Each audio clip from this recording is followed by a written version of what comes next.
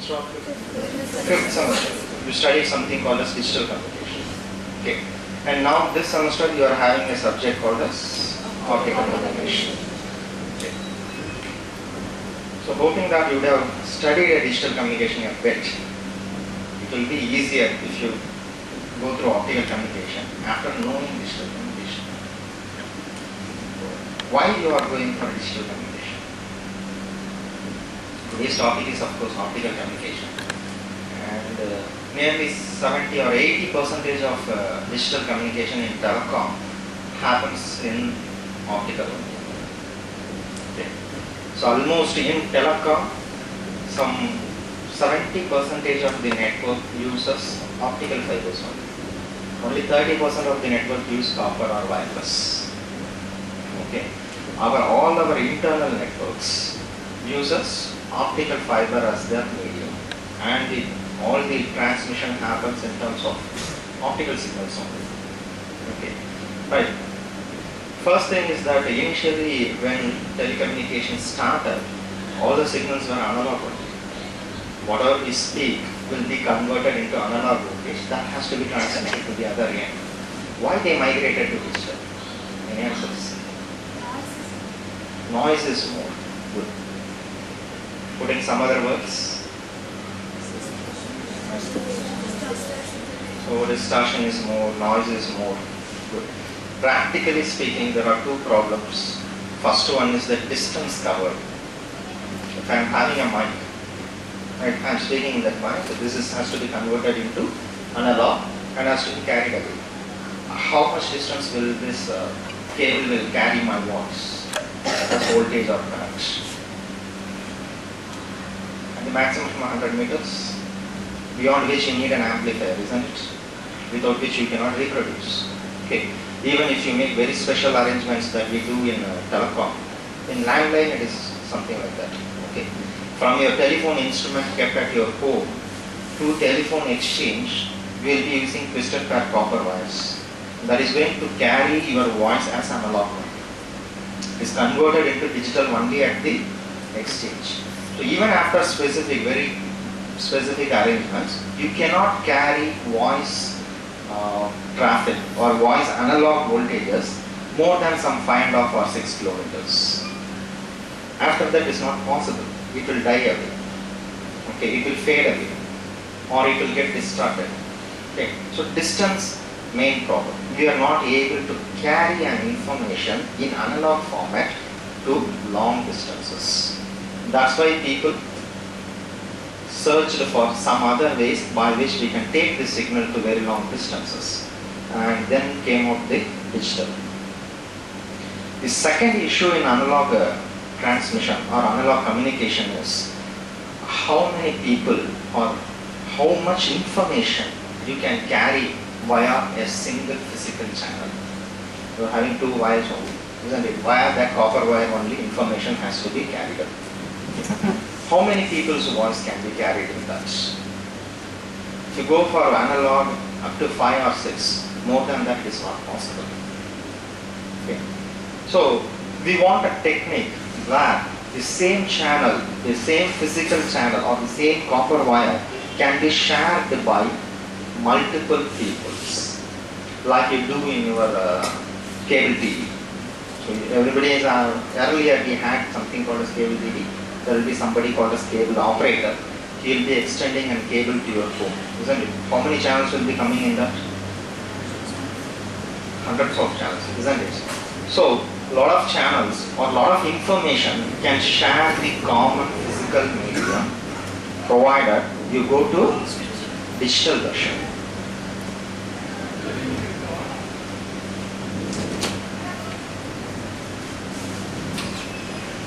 So these two problems are there in analog. Carrying information over long distances. Second thing is the quantity of information. That's why people searched and found a methodology called digital communication. Even after digital communication, for transmitting ones and zeros over long distances, you have to depend on sine waves only. I think in subject communication would have read something called as digital modulation techniques, ASK, PSK, QPSK.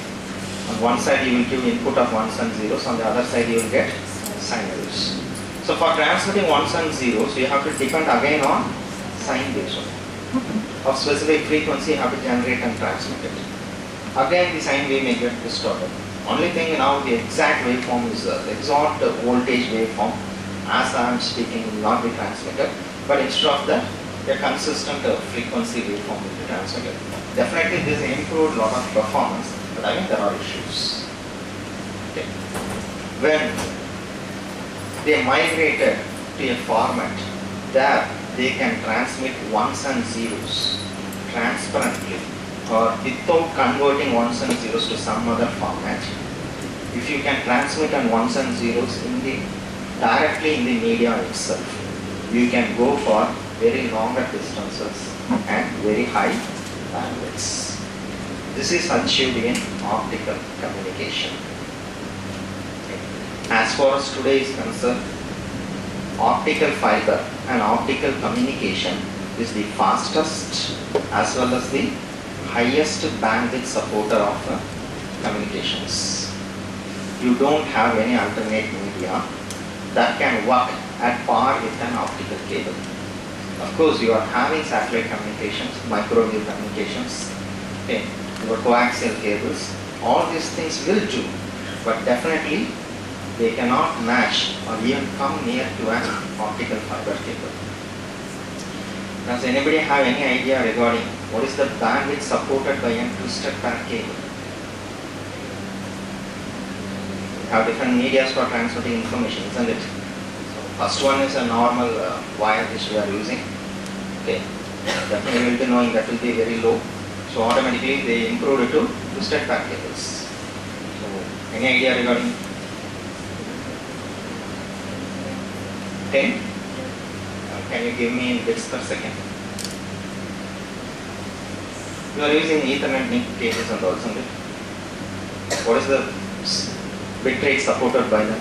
They are twisted pair cables.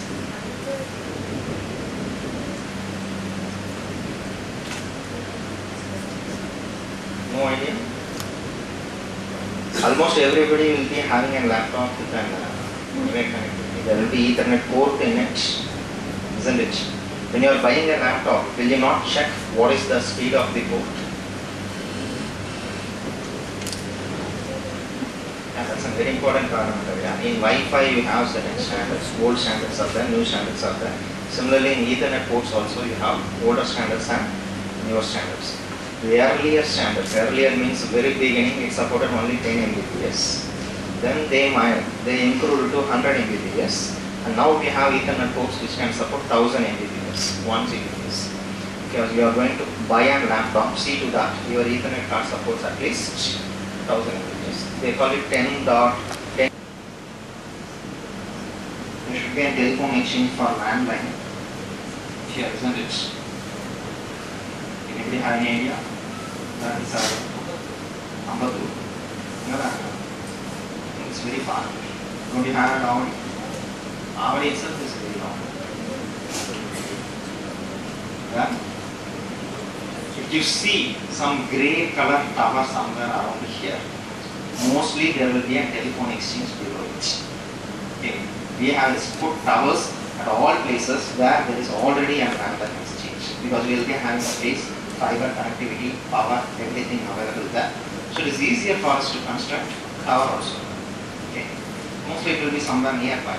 Well, if you have dialed a number, say to Hindi or some other place, definitely that landline would have not been connected to this exchange, isn't it?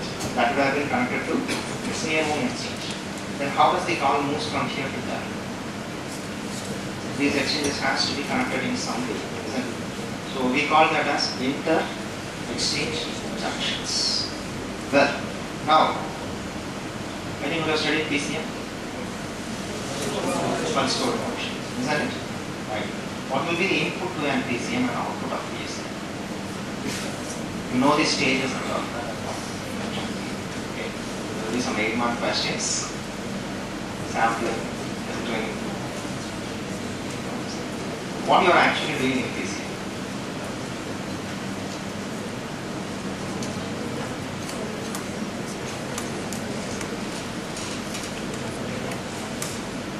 idea. PCM is used in telecom.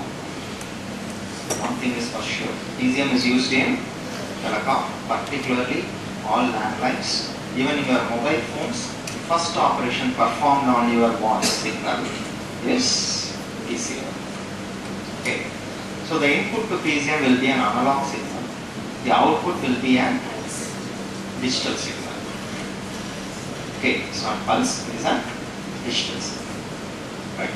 So as far as telecom is concerned, the input will be some 0 to 4 kilohertz. That will be the frequency range. That's your voice range.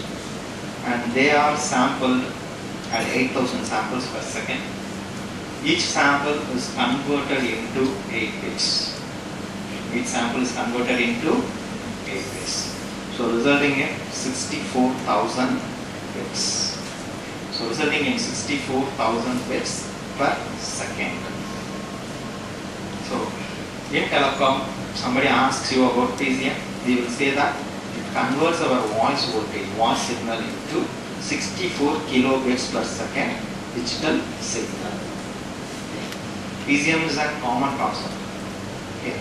But when applied to telecommunications, we say that PCM is a process which converts an 0 to 4 kilohertz voice signal into 64 kilobits per second digital signal. Okay, right. This 64 kbps and very low bandwidth compared to it can be easily carried by a copper line. That is fine. That's why a 2-wire system is enough. Actually, in 2-wire analog is only going. Digitalization starts place only at the exchange. Well and good. Now, in interconnection junctions, or what I have written there, inter-exchange junctions, will there be only one person calling through? Multiple people calling. Right. So if 10 people are talking means what will be the bit rate? Into 10 times. 640 kbps will be. 100 speaking people start speaking. Become 6.4 Mbps. Isn't it? When number of people goes higher and higher, what happens? The bit rate also increases. Whenever the bit rate increases, we have a problem. Copper cannot support it. Wireless cannot support it.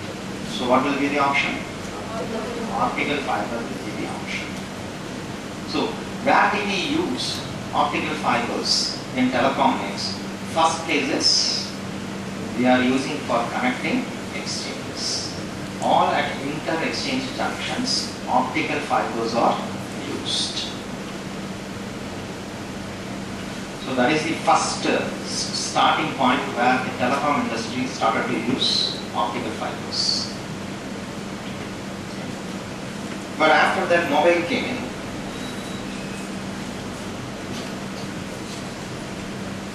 The wireless communication is available only in 8 substrates. All wireless systems, everything comes in 8 substrates. So have you come across any architecture of GSM or CDMA systems or 3G mobile systems or anything like that? No. Okay. In a short note, I can say something like this. Whatever may be the telecom system, centralized to this, there will be something known as a switch. Okay. And all the customers should be connected to this switch. Switch will make a temporary connection between your line and the number that you have dialed. And whenever you switch off or whenever you cut your line, what it will do?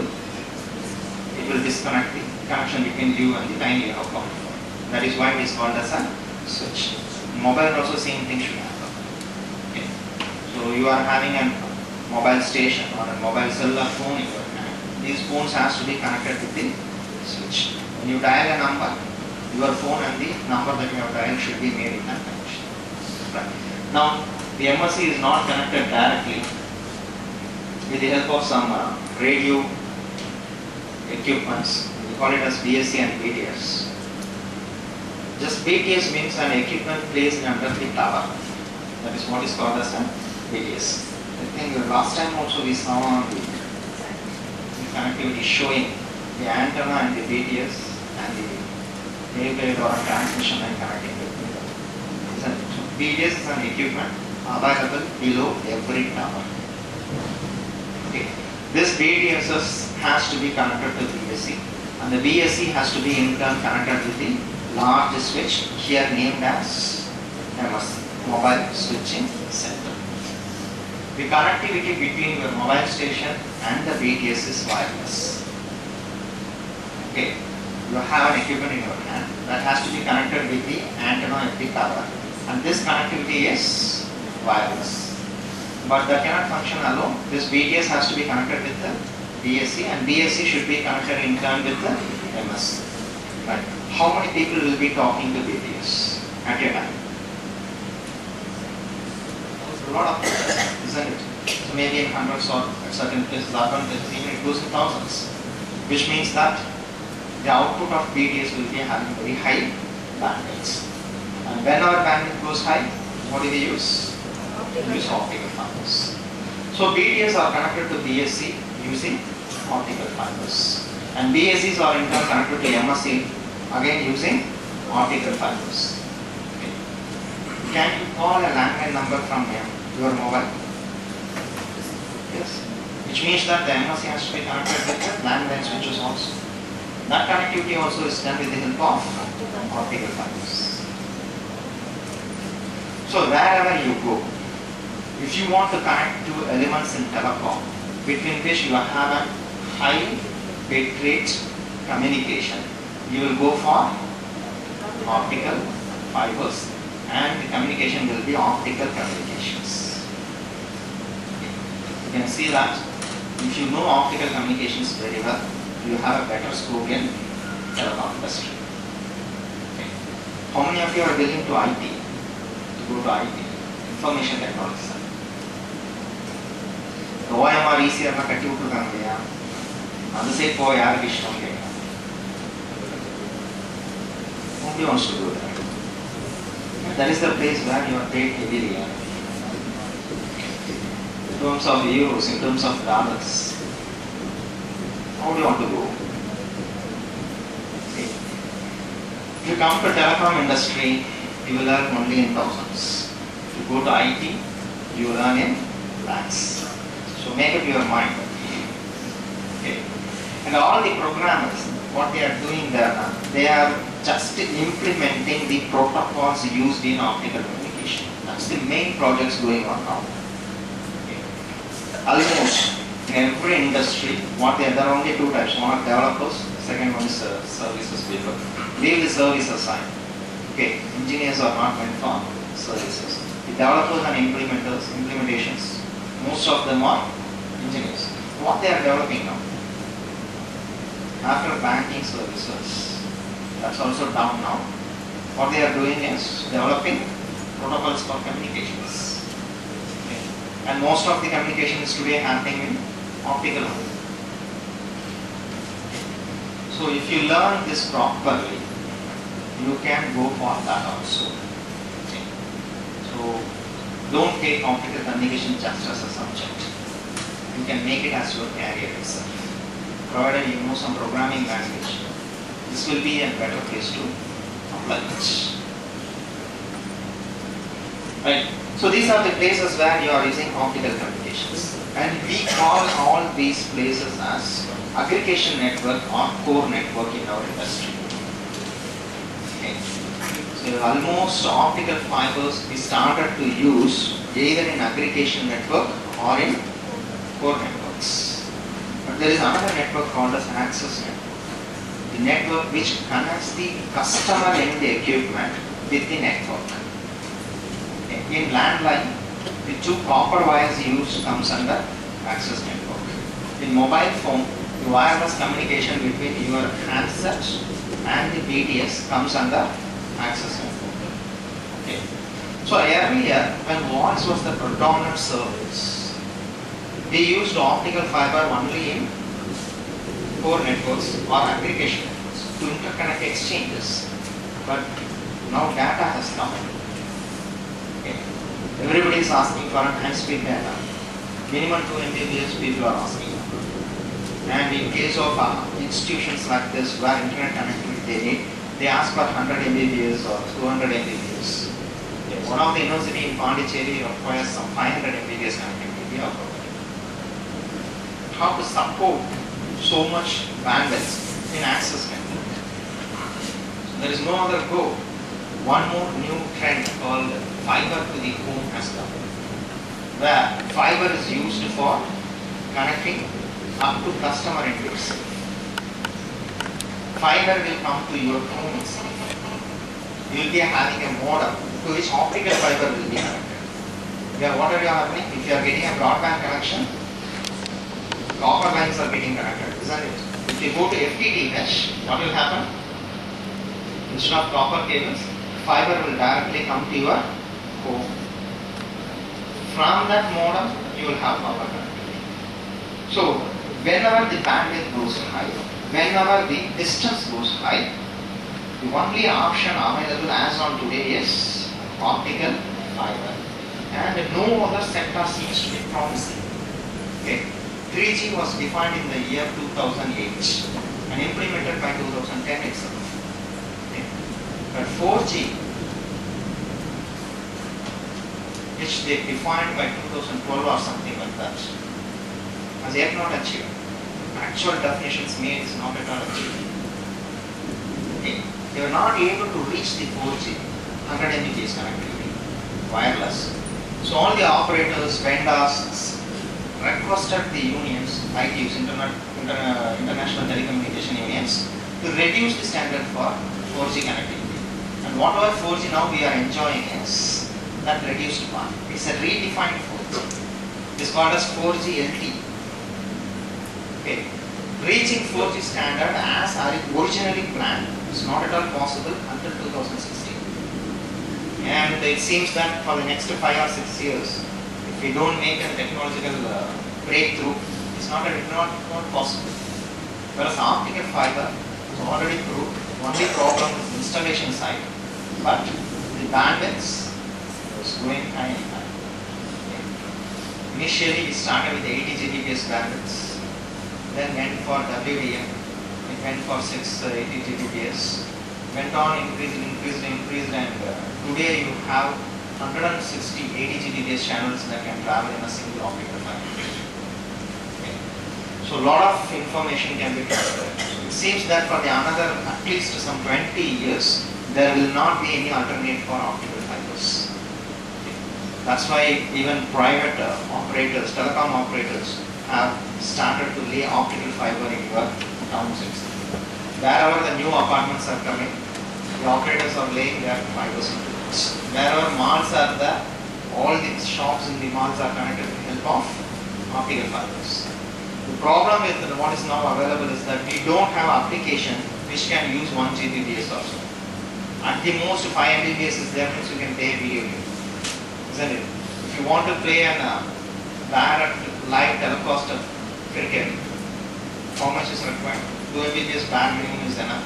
If you go for 4 Mbps, picture clear clarity is okay. Then what is the application that requires more? Only at places where a lot of people are there, like offices or college campuses, put together the aggregate bandwidth increases and there is a need for power. But in future, we anticipate there will be applications which will be demanding very high bandwidths.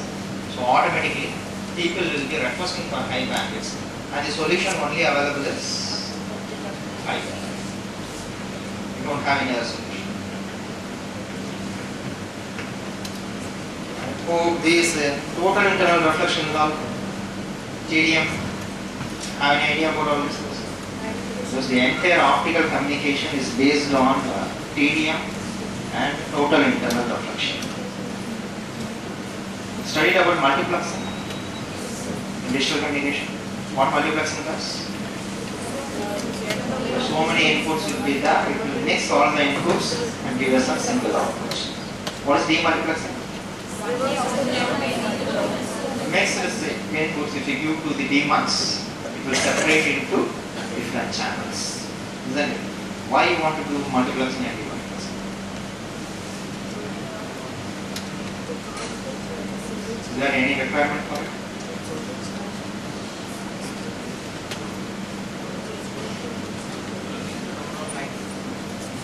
Please louder.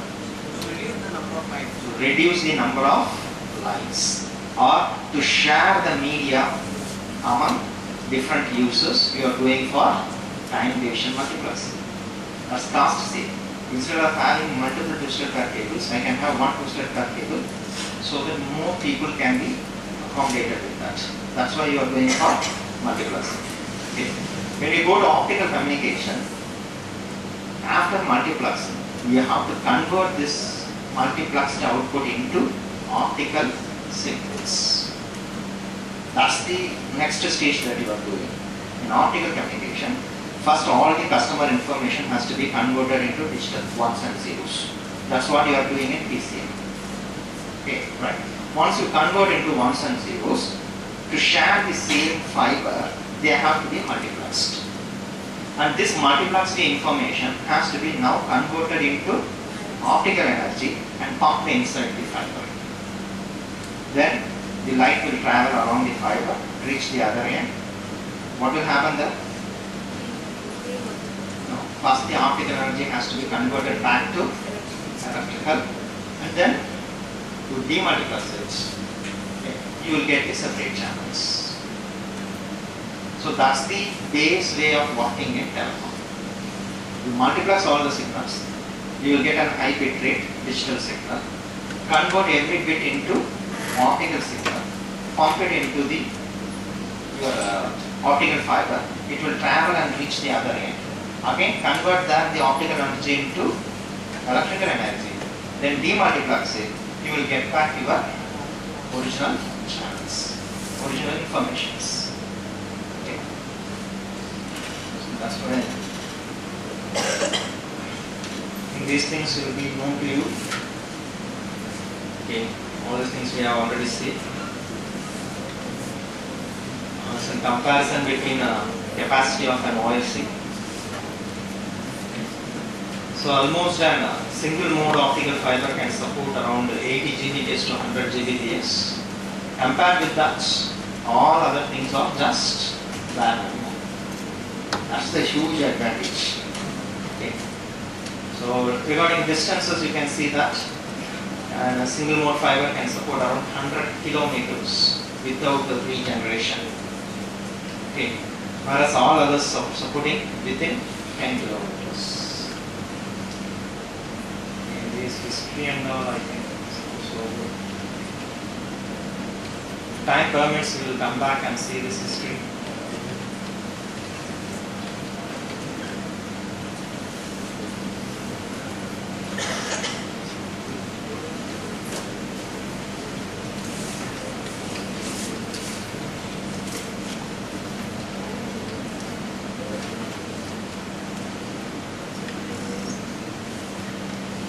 This is what we are explaining. PCM outputs you will be getting from switching equipment. Maybe your landline switch, your BTS or future equipment, whatever it is. They are standardized that. They will give output of PCM. Okay. I want to introduce one more step. If you are able to get it, please do it. Have you heard about 2 Mbps line? E1 link. No. Telecom, the switches, the switching equipment itself has a capacity of multiplexing. It selects the persons overall who has to be transmitted to the same destination. Okay. Around 30 customers will be selected, 30 sources will be selected, plus 2 channels are allotted for signaling. Each channel will be 64 kbps. They will be multiplexed together. The output will be 2048 kilobits per second. Just 64 into 32 will result in 2048 kilobits per second. And we call this as primary multiplexing. Okay. What is this is called as? Primary multiplexing. So everywhere PCM is applied, voice is converted into 64 kbps. 30 to 64 kbps again multiplexed to get an output of 2048 kilobits per second. And this 2 Mbps we call it as, has been kept as a standard for all the devices. Even somebody new technique comes in, new technology comes in, it is supposed that the equipment should give outputs of 2 Mbps. Internally whatever you do, that doesn't matter. But the optical systems are designed in such a way that the input should be 2048 kilobits per second. So what they are expected to do is, all the telecommunication equipments will definitely give outputs of 2 Mbps. Primary multiplexing is performed by the switch itself, and it will give outputs of 2 Mbps. And these 2 Mbps lines coming from switching equipment is connected to MUX multiplexing equipment. So it will give a single output, multiplexing the multiple input, and it is given to an electrical to optical converters. And these two things, MUX and electrical to optical converter, we call it as end system. Okay. In telecom, this part of the telecom we call it as transmission, transmitting information over long distances. The transmission system contains mainly two parts. One is the end system, the second one is media. Okay. The end system, it is colloquially or industry-wise jargon, it is called as OptiMux, optical mux, which doesn't mean that it is going to multiplex optical signals. First it will multiplex in terms of electrical signals only, then it will convert it into optical signals. Then it will pump the optical signals to an optical fiber. On the other side, again optical will be converted to electrical. Then demultiplexing takes place. Then it will be taken out as different channels.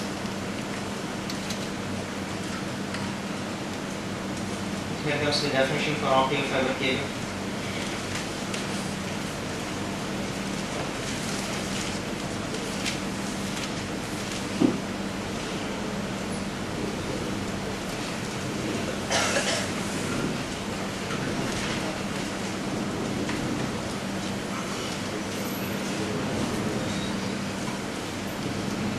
It's a very simple definition.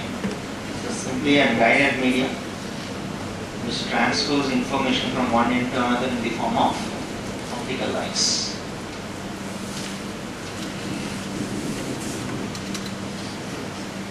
This, how does light travel inside the fiber? That's explained by a principle called as total internal reflection. If you inject light in one end, it's reaching the other end, isn't it? How it is happening is given by total internal reflection. When light travels from denser medium to lighter medium. Okay. So when light travels from denser medium to lighter medium, it changes its angle. It changes its direction path. And the change in direction path depends upon something called as incident angle. Isn't it? So when the incident angle goes on increasing, what is happening? At a certain point, the direction is deflected such that all the light travels parallel to that medium itself. You call that angle as critical angle. If the angle is more than critical angle, what happens? All the light signals gets reflected back. And you call that as total internal reflection. And theoretically speaking, an optical fiber contains only two parts, the core and the anode. Okay. Which one will be more dense? Core will be the more. Okay. So refractive index of core will be high and that of cladding will be less. Okay. Right. So in a fiber, this is what is happening. Light enters on core region, and if its angle is more than the critical angle, what happens? It gets reflected inside the core itself fully. So as a result, without loss, it travels along the fiber.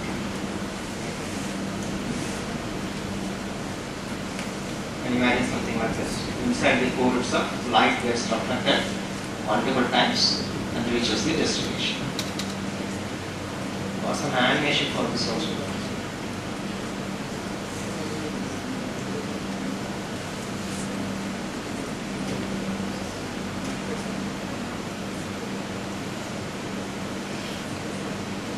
So you can see that there are multiple paths taken by the light rays, and it's this animation.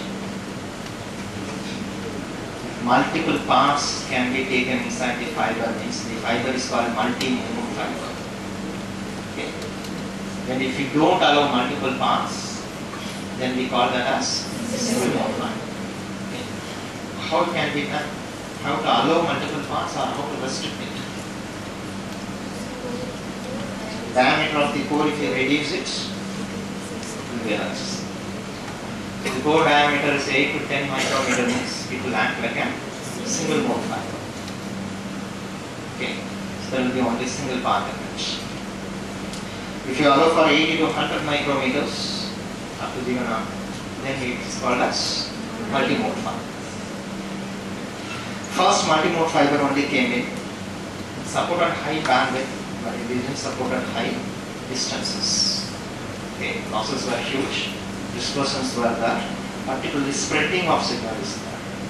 Okay, you will be allotting an one for say 2 microseconds. At the receiver, you will get the one for 4 microseconds.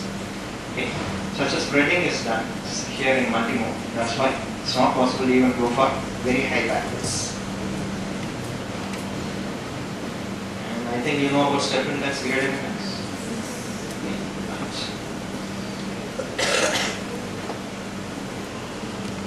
So this is how an optical cable construction.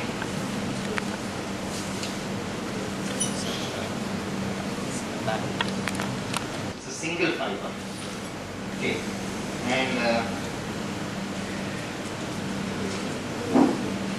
this one is called as connector, used for connecting different fibers.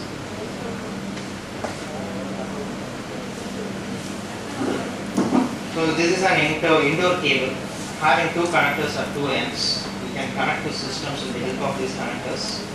This connector type we call as ferrule type connector. Okay, and this piece, this is used for connecting this fiber with the equipment. We call that as the 0 dB connector. Okay.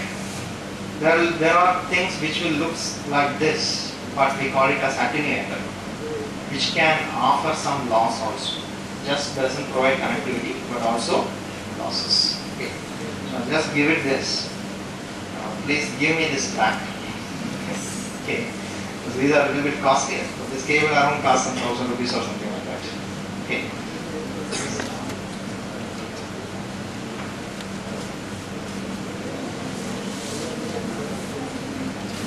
Don't cut and check whether you are having all these things. Believe it. These things will be inside. Okay. So we saw core is just few micrometers only, isn't it? So if you take an plastic of few micrometers, definitely it will break. Even with cladding also, it is just micrometers, 10 power minus 6 meters. So we need a lot of strengthening thing. We have to do it. The fibers are there for strengthening that only, and then you have the outer protection layers.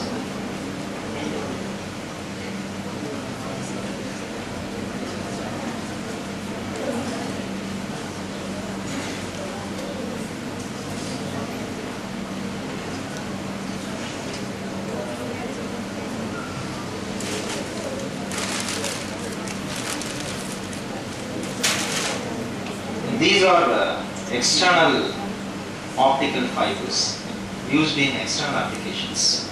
Okay.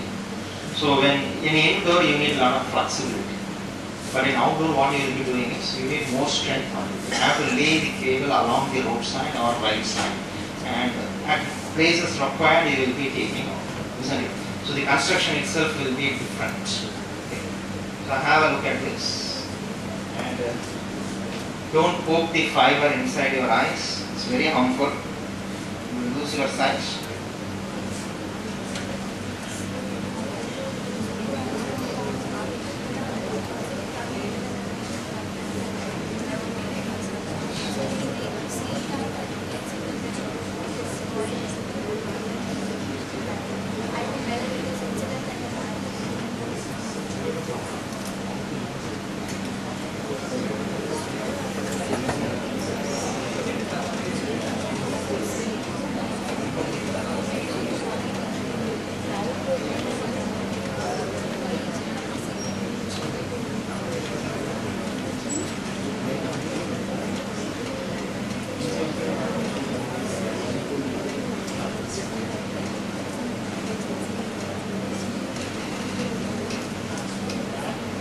So there will be outer sheet. Inside that you will have a lot of polyester tubes, buffer tubes. Inside each loose buffer tube, you will be having a lot of fibers. And here we are showing different colors. Current trend is that, what is going on now is, you will have only two colors, orange, blue, that's all. That is for numbering. Okay, you have to number the fiber in such a way that in which loose tube it is there. Inside each tube you are having multiple fibers. Each fiber will be coated with a different color. When you are communicating with the other end, you have to tell the tube number and the fiber color. So you are identifying each and every fiber. Okay, so you are having only two colors, isn't it? So the tube numbers starts with orange as 1, blue as 2, and then clockwise. That's all. Okay. So here you are seeing that orange, blue, 1, 2. If I say third tube, automatically it means here this white tube. Okay. So it goes like that. So to which fiber actually I am connecting the equipment, you can give it to the, say to the other end, so that the same fiber can be taken out.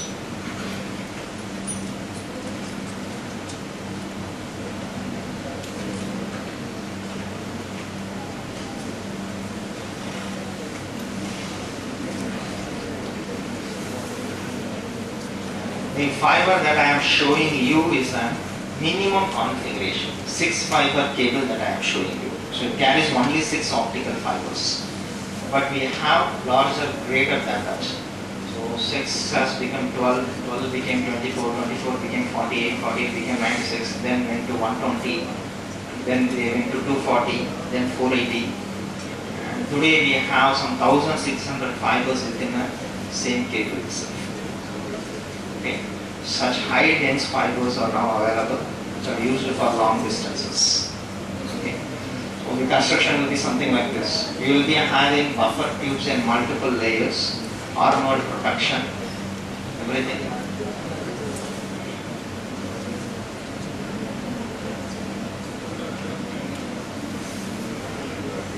Adana fiber.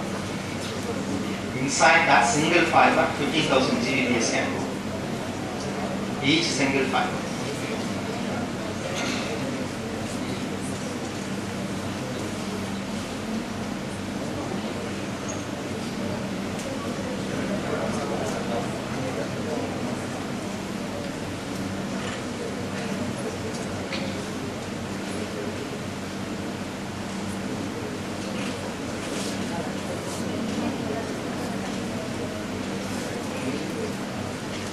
See, these are different types of connectors used for connecting optical fiber systems.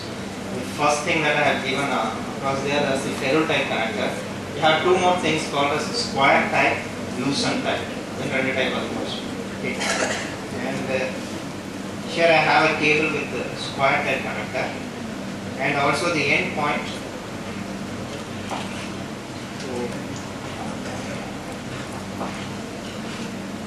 This will be part of the equipment. Okay, this will be actually inside the equipment. From the other end also you will be having a square type connectivity cable, fiber connectivity, and it will run into your Optimus.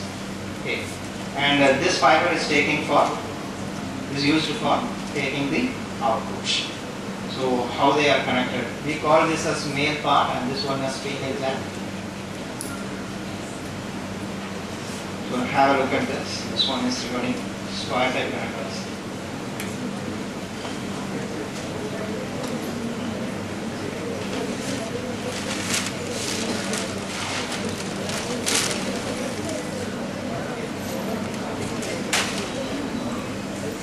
And this one is a lucent type connector.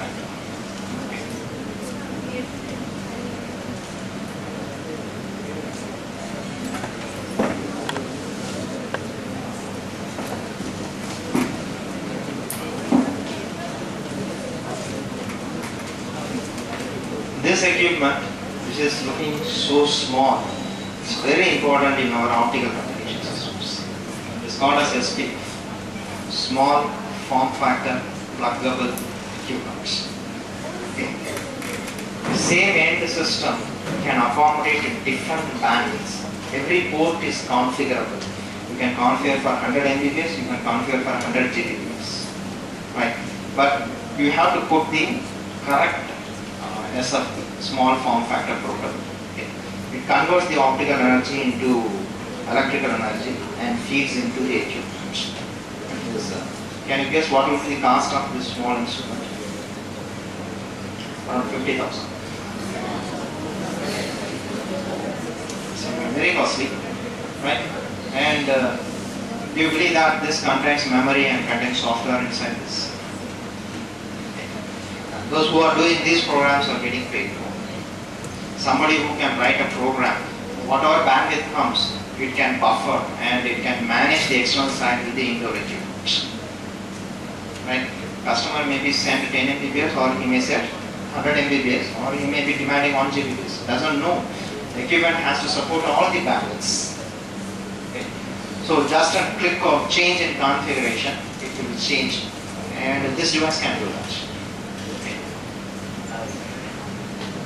Please return all the things.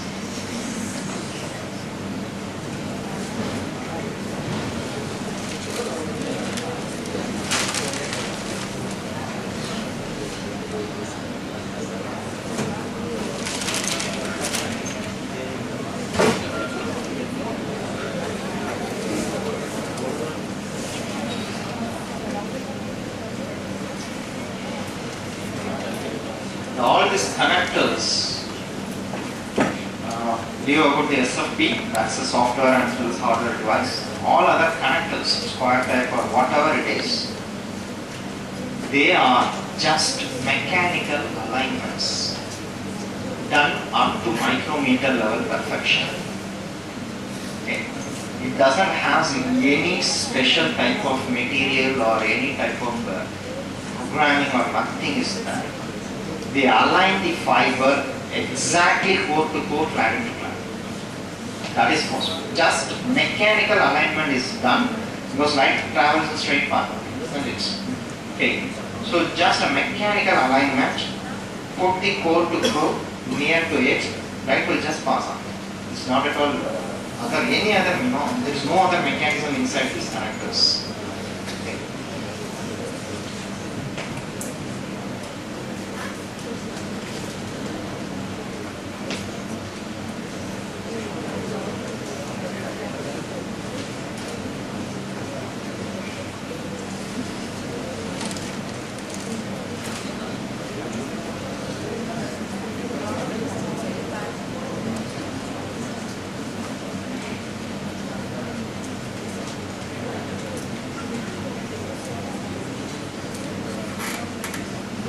We simply say that one exchange is connected to some other exchange with the help of optical fiber.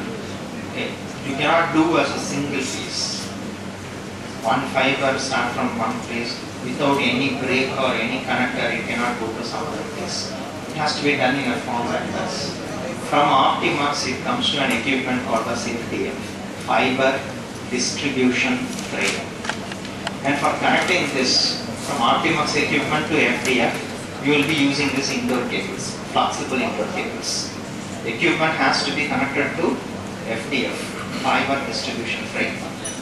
And at Fiber Distribution Frame, you have indoor cables coming from the equipment and also this outdoor cable lay. Those fibers also come and get terminated at FDF.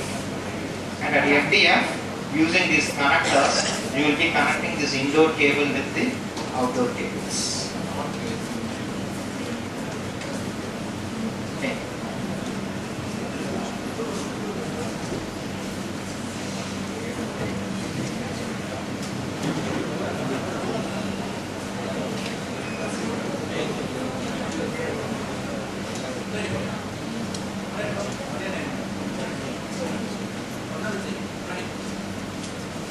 So in industry jargon,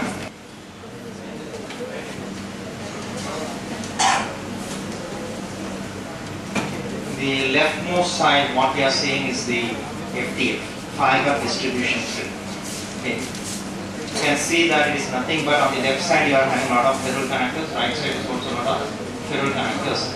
And this 0 dB connector is not visible in this picture.